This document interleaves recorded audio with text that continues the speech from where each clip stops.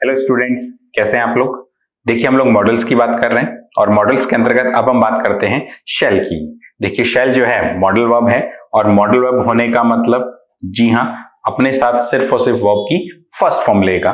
देखिए, जब हम लोग टेंस पढ़ रहे थे फ्यूचर टेंस के दौरान, वहां हमने बात की थी फ्यूचर सिंपल टेंस में कि शेल जो है वो सामान्य भविष्य की बात करता है, लेकिन कौन से पर्सन के साथ इस्तेमाल हुआ था उस वक्त। जी हाँ, फर्स्ट पर्सन के साथ। इट मींस फर्स्ट पर्सन के साथ अगर शेल का प्रयोग होता है तो वो सिंपल फ्यूचर टेंस की बात करेगा, यानी सामान्य भविष्य की बात करेगा। सिंपल फ्यूचर का मतलब सामान्य भविष्य में किसी कार्य का होना, सामान्य रूप से सिंपल फ्यूचरिटी को दर्शाना है तो हम शेल का प्रयोग फर्स्ट पर्सन के साथ करेंगे। लेकिन इसका मतलब ये नहीं है कि सेकंड पर्सन और थर्ड पर्सन के साथ शेल का प्रयोग हम लोग नहीं कर सकते। हम लोग सेकंड और थर्ड के साथ भी शेल का यूज कर सकते हैं, लेकिन उस वक्त इसका मूड बदल जाएगा, ये अलग तरह की फीलिंग देगा। उस वक्त ये किस किस को बता सकता है। देखिए, सेकंड और थर्ड पर्सन के साथ ये थ्रेट की बात करेगा, यानी कोई धमकी देने का भाव होगा, या फिर वार्निंग, कोई चेतावनी की बात करेगा, या फिर प्रॉमिस, कोई वादे की बात हो सकती है, या फिर डिटर्मिनेशन की बात हो सकती है। डिटर्मिनेशन, दृढ़ निश्चय। सेकंड और थर्ड पर्सन के साथ थ्रेट, वार्निंग, प्रॉमिस या डिटर्मिनेशन का भाव पेश करता है।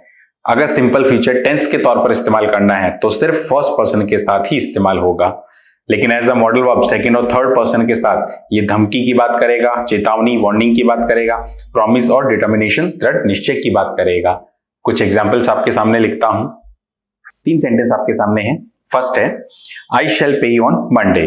देखिए, आई हमारा क्या है। जी हाँ, सब्जेक्ट। आई के साथ जो कि फर्स्ट पर्सन है, शेल का यूज हुआ है और शेल मॉडल वर्ब है। अपने बाद में क्या लेगा। जी हाँ, पे वर्ब की फर्स्ट फॉर्म। देखिए, शेल का यूज फर्स्ट पर्सन के साथ हुआ है और फर्स्ट पर्सन के साथ शेल क्या बात करेगा। जी हाँ, सिंपल फ्यूचर की। तो यहाँ क्या दर्शाने की कोशिश की गई है। जी हाँ, सिंपल फ्यूचर टेंस, सामान्य भविष्य की बात की गई है। आई शेल पे यू ऑन मंडे, कि मैं तुम्हें मंडे को भुगतान कर दूंगा, मैं तुम्हें मंडे को चुका दूंगा। सामान्य रूप से फ्यूचर में कोई काम होना है, इस चीज को दर्शाने के लिए हमने शेल का यूज किया है फर्स्ट पर्सन के साथ। सेकेंड सेंटेंस को देखिएगा, ही शेल पे यू ऑन मंडे। देखिए, शेल पे वर्ब की फर्स्ट फॉर्म है। देखिए, शेल का यूज अब किसके लिए हुआ है। जी हाँ, ही के लिए हुआ है और ही हमारा क्या है। जी हाँ, थर्ड पर्सन। थर्ड पर्सन के साथ अगर शेल का यूज होता है तो वो क्या दर्शाएगा। जी हाँ, थ्रेट, वार्निंग, प्रॉमिस या फिर डिटर्मिनेशन की बात करेगा। अब यहाँ पर कौन सा मूड है। ही शेल पे यू ऑन मंडे, वो तुम्हें मंडे को दे देगा। अब ये सामान्य भविष्य की बात ना करके क्या दर्शा रहा है यहाँ पे। जी हाँ, प्रॉमिस की बात की जा रही है कि वो तुम्हें बिल्कुल मंडे को दे देगा, यानी यहाँ प्रॉमिस एक वादे की बात है। ही शेल पे यू ऑन मंडे, वो बिल्कुल तुम्हें मंडे को चुका देगा, तुम्हारा भुगतान मंडे को हो जाएगा। यहाँ एक प्रॉमिस का भाव दर्शाने के लिए हमने शेल का प्रयोग थर्ड पर्सन के साथ किया है। तो इस तरह से पर्सन बदलते ही शेल का मूड भी बदल जाता है, इसकी फीलिंग भी बदल जाती है। थर्ड सेंटेंस देखिए, he shall work hard to get his goals. Goals मतलब लक्ष्य। He shall work hard. देखिए, shall work, shall work verb की फर्स्ट फॉर्म। देखिए, शेल किसके साथ यूज हुआ है। जी हाँ, ही के साथ, और ही हमारा क्या है, थर्ड पर्सन। थर्ड पर्सन है, इट मींस सामान्य भविष्य की बात नहीं कर रहा। किस चीज को दर्शाया गया है। He shall work hard to get his goals, वो अपने लक्ष्य की प्राप्ति के लिए मेहनत करेगा, वो बिल्कुल मेहनत करेगा। देखिए, यहाँ पे डिटर्मिनेशन का भाव है।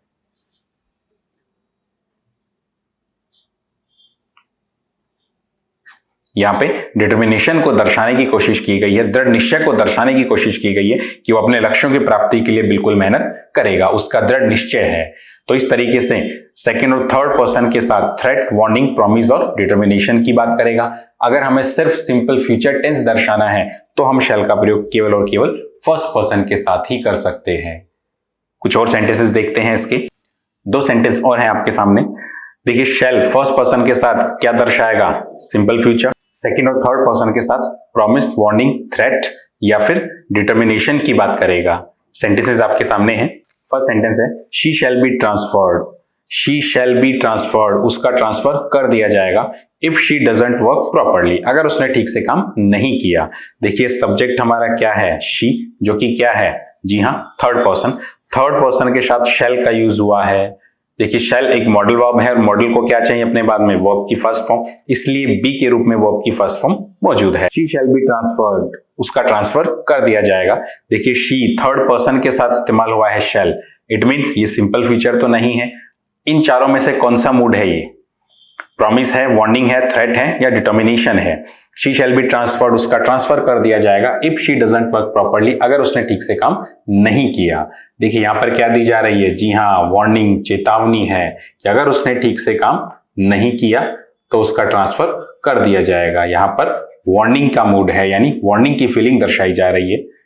दूसरा सेंटेंस है एनीवन फाउंड इन्वॉल्व, एनीवन कोई भी, फाउंड पाया गया, इन्वॉल्व शामिल, इन दिस मर्डर केस, इस मर्डर केस में, कोई भी अगर इस मर्डर केस में शामिल पाया गया या लिप्त पाया गया, शैल बी पनिश्ड हार्ड, उसको काफी हार्ड पनिशमेंट मिलेगा।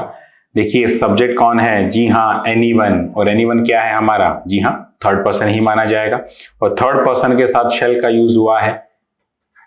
कौन सा मूड है ये, थ्रेट है या वार्निंग है, जी हाँ यहां पर कौन सा मूड दर्शाया गया है, जी हाँ ये थ्रेट है, धमकी है कि जो भी इस मर्डर केस में शामिल है उसको बख्शा नहीं जाएगा, उसको हार्ड पनिशमेंट दिया जाएगा, दैट इज थ्रेट, धमकी का भाव यहां पर दर्शाया गया है। तो हम लोग कह सकते हैं with first person shall is used to show simple future, with second और third person shall is used to show promise, warning, threat and determination. तो ध्यान रखिएगा पर्सन बदलते ही शैल का जो है मूड बदल जाएगा।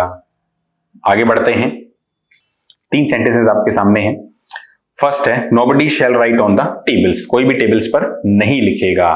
देखिए शैल का यूज हुआ है, शैल मॉडल है, अपने बाद में क्या लेगा, वर्ब की फर्स्ट फॉर्म, यहां पर राइट जो है वर्ब की फर्स्ट फॉर्म के रूप में है।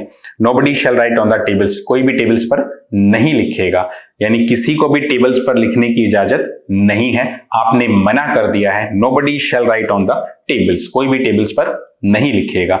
यहां पर शैल अब किस मूड को दर्शा रहा है, जी हां यहां पर शैल जो है प्रोहिबिशन की बात कर रहा है। प्रोहिबिशन मतलब जी हां निषेध, किसी चीज के लिए मनाही होना, मना कर देना, इजाजत नहीं देना, वो प्रोहिबिशन कहलाता है। तो शैल से हम लोग प्रोहिबिशन की बात भी कर सकते हैं, प्रोहिबिशन निषेध की फीलिंग भी हम लोग शैल से दर्शा सकते हैं, जैसा कि फर्स्ट सेंटेंस में है nobody shall write on the tables, कोई भी टेबल्स पर नहीं लिखेगा, इट मींस टेबल्स पर लिखने की इजाजत किसी को नहीं है, मनाही है, निषेध है। सेकेंड सेंटेंस है you shall not attend late night parties, तुम लेट नाइट पार्टीज अटेंड नहीं करोगे। मान लीजिए आपके फादर ने आपको मना कर दिया है, उन्होंने आपको स्ट्रिक्टली सख्ती से कह दिया है you shall not attend late night parties, तुम लेट नाइट पार्टीज अटेंड नहीं करोगे, इट मींस आपको मना कर दिया गया है, निषेध कर दिया गया है, किसी चीज के लिए मनाही हो गई है, दैट इज प्रोहिबिशन। तो उस प्रोहिबिशन को दर्शाने के लिए भी हम लोग शैल का प्रयोग कर सकते हैं। थर्ड सेंटेंस है you shall not go there again, तुम वहां दोबारा नहीं जाओगे। देखिए मना कर दिया गया है, यहां भी कौन सी फीलिंग है, जी हां प्रोहिबिशन। तो हम लोग किसी निषेध की फीलिंग को दर्शाने के लिए, प्रोहिबिशन की फीलिंग को दर्शाने के लिए भी शैल का प्रयोग कर सकते हैं। तो हम लोग कह सकते हैं with second and third person, second और थर्ड पर्सन के साथ शैल कैन बी यूज्ड, शैल का प्रयोग किया जा सकता है टू शो, दर्शाने के लिए, प्रोहिबिशन, प्रोहिबिशन निषेध को दर्शाने के लिए हम लोग शैल का प्रयोग कर सकते हैं। देखिए प्रोहिबिशन की फीलिंग जो है वो सेकंड और थर्ड पर्सन के साथ ही आएगी, क्योंकि फर्स्ट पर्सन तो बोलने वाला व्यक्ति होता है, अपनी बात रखने वाला, और अपनी बात रखने वाला व्यक्ति खुद अपने आप को प्रोहिबिट नहीं कर सकता। सेकंड और थर्ड पर्सन के साथ ही ये प्रोहिबिशन की बात कर सकता है। ठीक, चलिए आगे बढ़ते हैं। 2 सेंटेंसेस और हैं आपके सामने।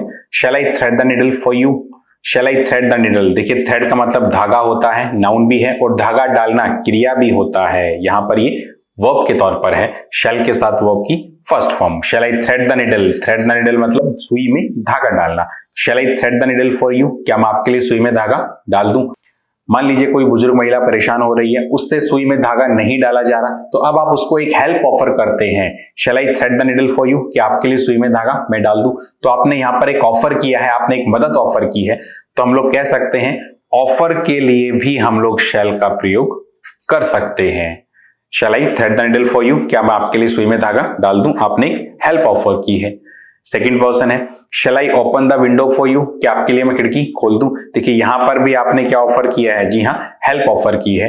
तो हम लोग कह सकते हैं शैल का प्रयोग जो है वो ऑफर करने के लिए भी आप इस्तेमाल कर सकते हो। नीचे लिखा हुआ है विद फर्स्ट पर्सन के साथ shall can be use to show an offer. Shall जो है वो एक ऑफर को शो करने के लिए भी इस्तेमाल हो सकता है। देखिए ऑफर जो है वो बोलने वाला व्यक्ति ही करेगा और बोलने वाला क्या कहलाएगा, जी हाँ, फर्स्ट पर्सन। तो फर्स्ट पर्सन के साथ शैल का प्रयोग ऑफर की फीलिंग के लिए भी इस्तेमाल कर सकते हैं। ठीक, चलिए आगे बढ़ते हैं। नेक्स्ट हम लोग बात करते हैं विल की। देखिए विल जो है हमने फ्यूचर टेंस के अंतर्गत भी बात की थी, सिंपल फ्यूचर टेंस के अंतर्गत हमने बात की थी। जिस प्रकार से शैल जो है फर्स्ट पर्सन के साथ सिंपल फ्यूचर की बात करता था, उसी तरह विल जो है ये सेकंड और थर्ड पर्सन के साथ हमारा सिंपल फ्यूचर की बात करता था। जब हम टेंस पढ़ रहे थे उस समय हमने इनकी बात की थी। सेकंड और थर्ड पर्सन के साथ अगर विल का इस्तेमाल होता है तो ये सिंपल फ्यूचर की बात करता है, लेकिन अगर फर्स्ट पर्सन के साथ इसका यूज होता है, फर्स्ट पर्सन के साथ अगर विल का यूज होता है तो ये सिंपल फ्यूचर की बात नहीं करता। उस वक्त ये क्या बात करेगा, जी हाँ, या तो ये प्रॉमिस की बात करेगा या फिर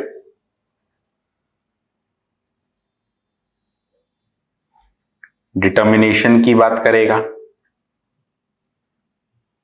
थ्रेट या फिर वार्निंग की बात करेगा। यानी कि ये चारों ही फीलिंग्स जो हैं शैल भी पेश कर रहा था आपके सामने, लेकिन वो सेकंड और थर्ड पर्सन के साथ था। यहां विल जो है ये फर्स्ट पर्सन के साथ पेश करेगा, यानी शैल और विल जो है वो आपस में अपोजिट हैं। जो चीज शैल जो है फर्स्ट पर्सन के साथ दर्शाएगा वो विल जो है सेकंड और थर्ड के साथ दर्शाएगा। जो चीज शैल सेकंड और थर्ड के साथ दर्शाएगा विल जो है वो चीज फर्स्ट के साथ दर्शाएगा। ये जस्ट आपस में अपोजिट हो जाते हैं। दो सेंटेंस आपके सामने हैं। फर्स्ट है I shall see you outside the class. I shall see you outside the class, मैं तुम्हें क्लास के बाहर मिलूंगा। देखिए शैल किसके साथ यूज हुआ है, जी हाँ, फर्स्ट पर्सन के साथ यूज हुआ है। और फर्स्ट पर्सन के साथ शैल जब यूज होता था तो किस चीज को दर्शाता था, जी हाँ, सिंपल फ्यूचर टेंस को दर्शाता था। तो यहां पर क्या फीलिंग निकल रही है, जी हाँ, सिंपल फ्यूचर की, क्योंकि फर्स्ट पर्सन के साथ शैल जो है सिंपल फ्यूचर की बात करता था। आई shall see you outside the class, मैं तुम्हें क्लास के बाहर मिल लूंगा। लेकिन सेकंड सेंटेंस पढ़िएगा, आई will see you outside the class, मैं तुम्हें क्लास के बाहर मिलूंगा। देखिए विल किसके लिए इस्तेमाल हो रहा है, जी हाँ, आई के लिए। और आई क्या है, फर्स्ट पर्सन।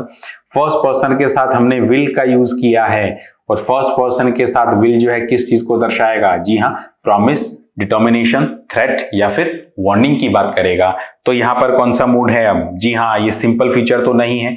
क्या है अब यहाँ पे, I will see you outside the class, जी हाँ, अब ये यहाँ पर क्या है, थ्रेट की फीलिंग है, धमकी है कि मैं तुम्हें क्लास के बाहर देख लूंगा। आई will see you outside the class, मैं तुम्हें क्लास के बाहर देखूंगा। यानी कि यहां पर फीलिंग कौन सी है, थ्रेट, धमकी दी जा रही है। और ऊपर वाले सेंटेंस में हमने शैल लगा दिया था फर्स्ट पर्सन के साथ, वहां क्या था, सिंपल फ्यूचर टेंस, सामान्य भविष्य में कोई काम होना है। ठीक है, मैं तुम्हें क्लास के बाहर मिलूंगा। लेकिन यहां पर मिलने की बात किस रूप में है, जी हाँ, धमकी के रूप में है। I will see you outside the class. तो इस तरीके से ध्यान रखिएगा, पर्सन बदलते ही आपका मूड भी बदल जाएगा। कुछ और सेंटेंसेस देखते हैं। देखिए विल जो है फर्स्ट पर्सन के साथ प्रॉमिस, वादे की बात करेगा, वार्निंग, चेतावनी की बात करेगा, थ्रेट, धमकी की बात करेगा या डिटर्मिनेशन, दृढ़ निश्चय की बात करेगा। लेकिन अगर सेकंड और थर्ड पर्सन के साथ यूज हुआ है तो सामान्य भविष्य की बात करेगा, सिंपल फ्यूचर की बात करेगा। कुछ सेंटेंस आपके सामने हैं। I will never talk to you, मैं तुमसे कभी बात नहीं करूंगा। देखिए विल का यूज हुआ है किसके साथ है, जी हाँ, फर्स्ट पर्सन के साथ। और फर्स्ट पर्सन के साथ इनमें से कौन सा मूड है, I will never talk to you, मैं तुमसे कभी बात नहीं करूंगा। जी हाँ, यहां पर डिटर्मिनेशन है, मैं तुमसे कभी बात नहीं करूंगा। उसने पक्का निश्चय कर लिया है, डिटर्मिनेशन है, मैं तुमसे कभी भी बात नहीं करूंगा। I will never talk to you. Second sentence है, I will pay you on Monday, मैं तुम्हें मंडे को पे कर दूंगा। विल किसके लिए इस्तेमाल हुआ है, जी हाँ, फर्स्ट पर्सन के लिए इस्तेमाल हुआ है। आई विल पे, मैं तुम्हें भुगतान कर दूंगा। देखिए सेकंड और थर्ड के साथ होता तो हम लोग सिंपल फ्यूचर मानते, लेकिन अब फर्स्ट पर्सन के साथ हुआ है, इट मीन्स ये सिंपल फ्यूचर नहीं है।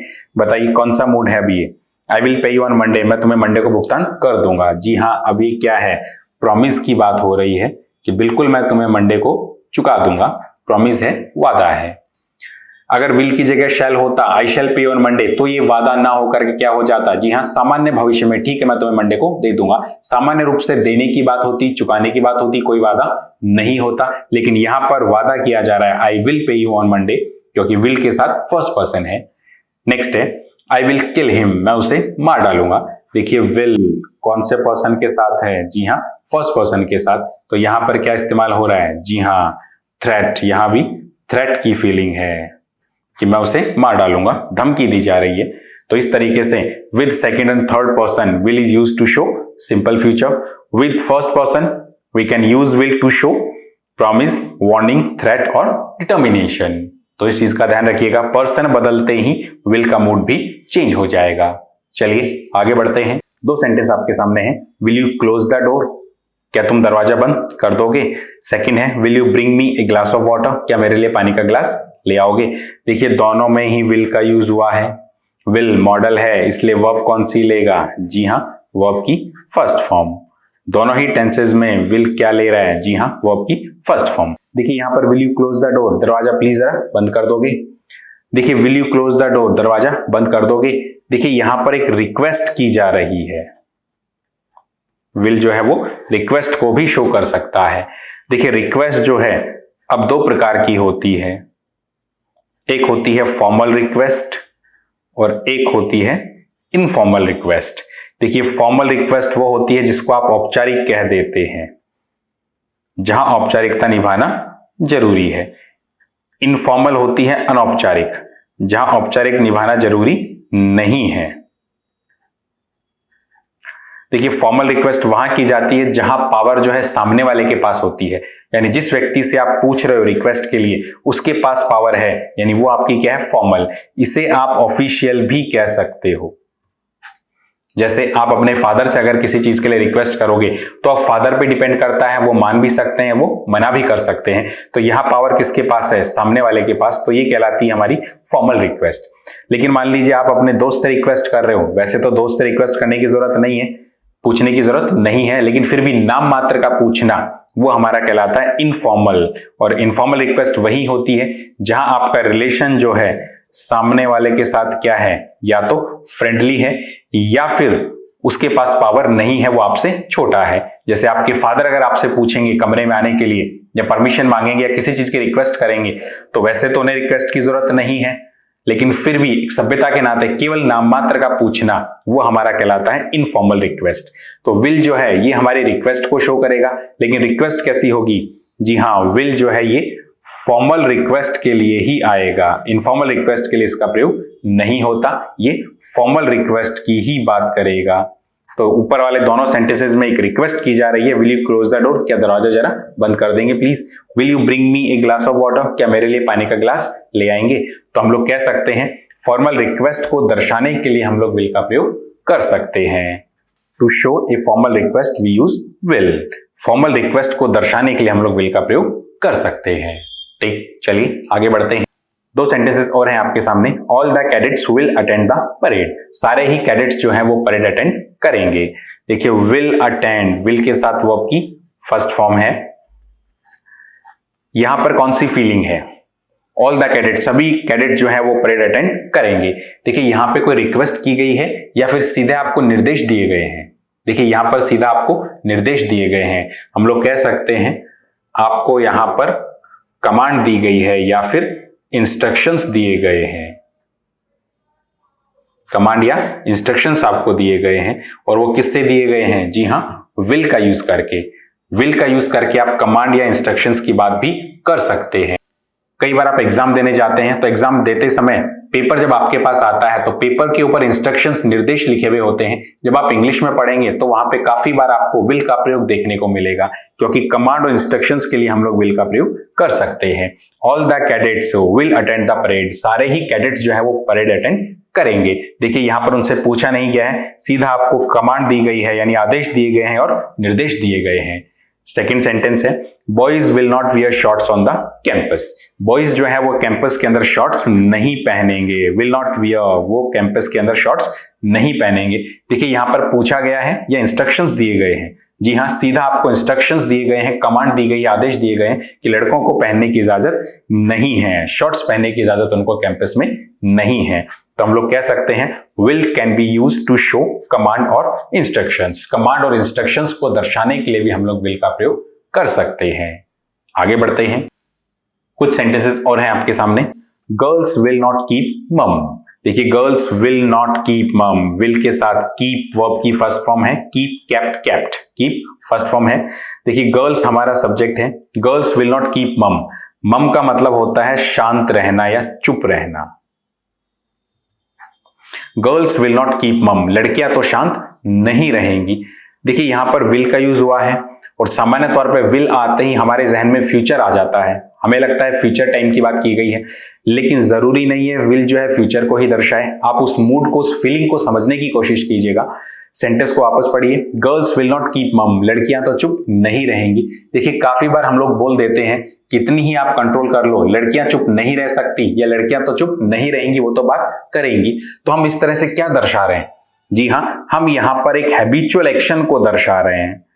हम यहां पर हैबिचुअल एक्शन की बात कर रहे हैं, एक ऐसा एक्शन, एक ऐसा कार्य जो आदत में शामिल है कि लड़कियां तो बात करेंगी, वो तो चुप नहीं रहेंगी। तो हम दर्शाना क्या चाह रहे हैं? क्योंकि ये उनकी आदत में शामिल है। तो हैबिचुअल एक्शन को दर्शाने के लिए भी हम लोग विल का प्रयोग कर सकते हैं। गर्ल्स विल नॉट कीप मम, लड़कियां तो शांत नहीं रहेंगी। देखिए, हैबिचुअल एक्शन के लिए हमने प्रेजेंट सिंपल टेंस की बात भी की थी। वर्तमान में कोई काम आपकी आदत में शामिल है, रिपीटेशन ऑफ एक्शन है, तो प्रेजेंट सिंपल में जाएगा। सामान्य रूप से हम प्रेजेंट सिंपल टेंस का प्रयोग कर सकते थे, लेकिन जोर देने के लिए आपको आदत दर्शानी है मॉडल से, तो हम लोग विल से दर्शा सकते हैं। गर्ल्स विल नॉट कीप मम, लड़कियां तो चुप नहीं रहेंगी। इस तरह से फोर्स देख करके आदत दर्शाने का काम भी आप विल से कर सकते हो। सेकेंड सेंटेंस है, बॉयज विल बी बॉयज, लड़के तो लड़के ही रहेंगे। जैसे कई बार हम लोग कह देते हैं, एक कमेंट कर देते हैं कि लड़के तो नहीं सुधरेंगे, लड़के तो लड़के ही रहेंगे। क्यों? क्योंकि उनकी आदत में शामिल है, शैतानियां उनकी आदत में शामिल है। तो इस तरह से हैबिचुअल एक्शन को दर्शाने के लिए भी, हैबिट को दर्शाने के लिए भी हम लोग विल का प्रयोग कर सकते हैं।